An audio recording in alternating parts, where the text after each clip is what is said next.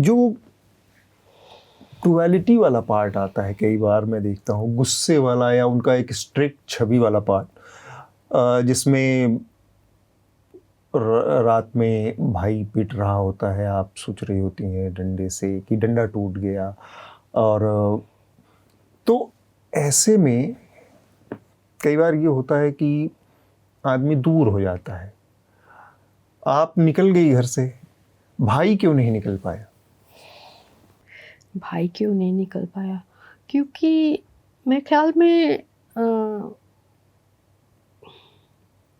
Actually मुझे पता नहीं इसका जवाब, मैं सोच रही थी वो एक्चुअली वो मेरे जैसे नहीं है। मतलब मैं बहुत ही रिबल का जो कोसेंट होता है ऊपर नीचे हो सकता है। हाँ, और मुझे कोई समहाउ मुझे अगर आप मेरे डिग्निटी को अटैक करेंगे तो मैं कुछ भी करने के लिए तैयार हूँ। मैं निकल जाऊँगी, मैं पैसा नहीं है, कुछ भी नहीं, कोई बात नहीं, लेकिन मुझसे बर्दाश्त नहीं होता था ना उस। और बात ये था कि उस टाइम में हमारे पास घर नहीं था, सिर्फ स्कूल था, हॉस्टल था, सब देखते थे, मारपीट गाली जो कुछ भी होता था सबके सामने, बच्चों के सामने, टीचर के सामने।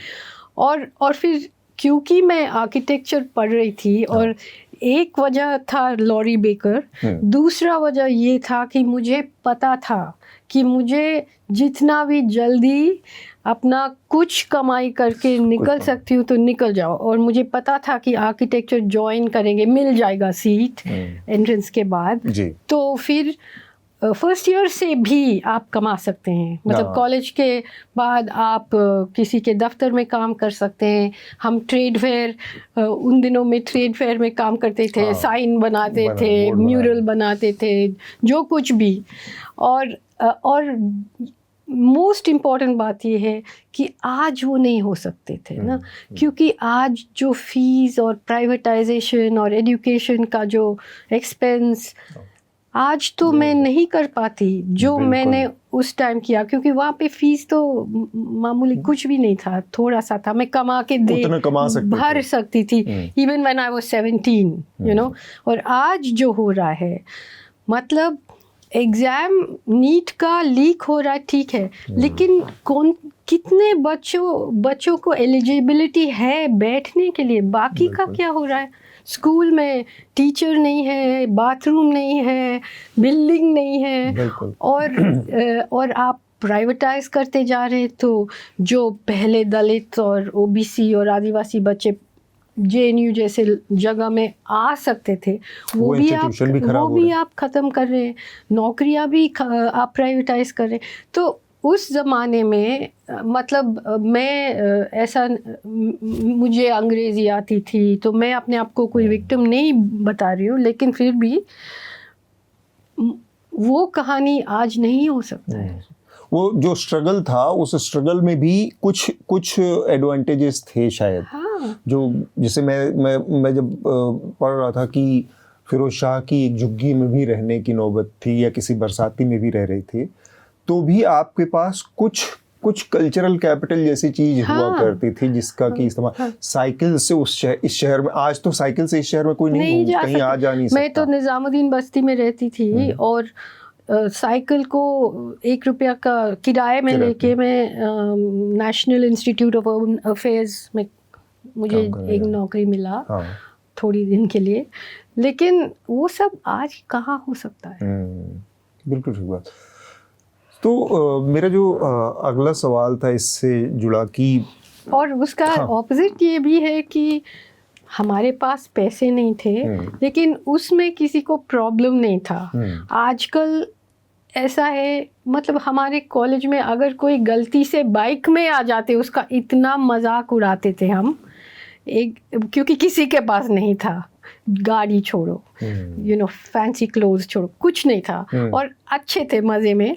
एक बंदा मुझे याद है, उनके पास एक मोपेड था, और हम उसको इतना मतलब टीज किया। मैं वो पूरा मोपेड को लिफ्ट में लेके 5th फ्लोर स्टूडियो में उसके डेस्क के पास जाके पार्क किया कि रख लो, यू नो।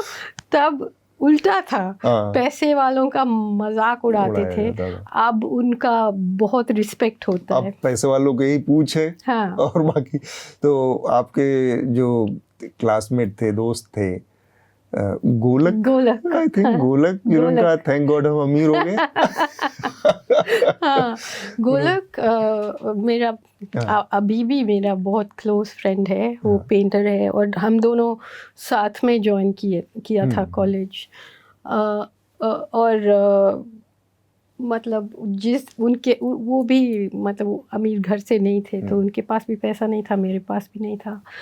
और हम दोनों साथ में काफ़ी बार ऑफिस में जाके draftsmanship by the hour we used to get paid, जो कुछ भी है। और उनके पास एक पता नहीं अभी है कि नहीं, उनके पास एक पर्ची भी है कि डियर गोलक, I don't have any money, can you give me 500 rupees and when I'm rich I'll give you lots। और फिर जब God of Small Things लिखा मैंने, और मुझे तो यकीन भी नहीं था कि एक किताब से कोई भी इतना कमा सकते हैं। और गोलक का रिएक्शन पहला रॉय, thank God we are rich. वो पर्ची याद आ गई कि पर्ची दे रखी थी, तो मैं थोड़ा सा नहीं, वो पर्ची याद की बात नहीं है। हाँ। बात यह कि thank God we are rich, क्योंकि सबका है। लाइक हाँ। ये नहीं है कि thank God you are rich, thank God we are rich, क्योंकि हम if you are rich that means we are rich.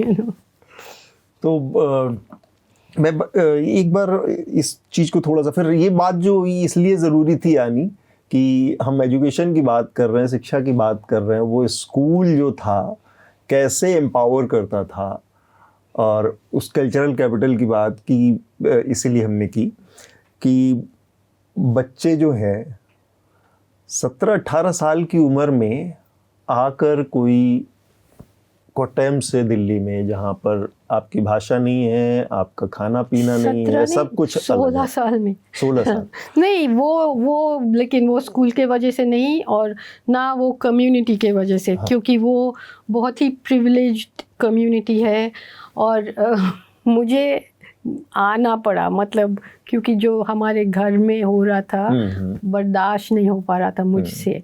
तो ऐसा तो कोई और ने नहीं किया वहाँ का।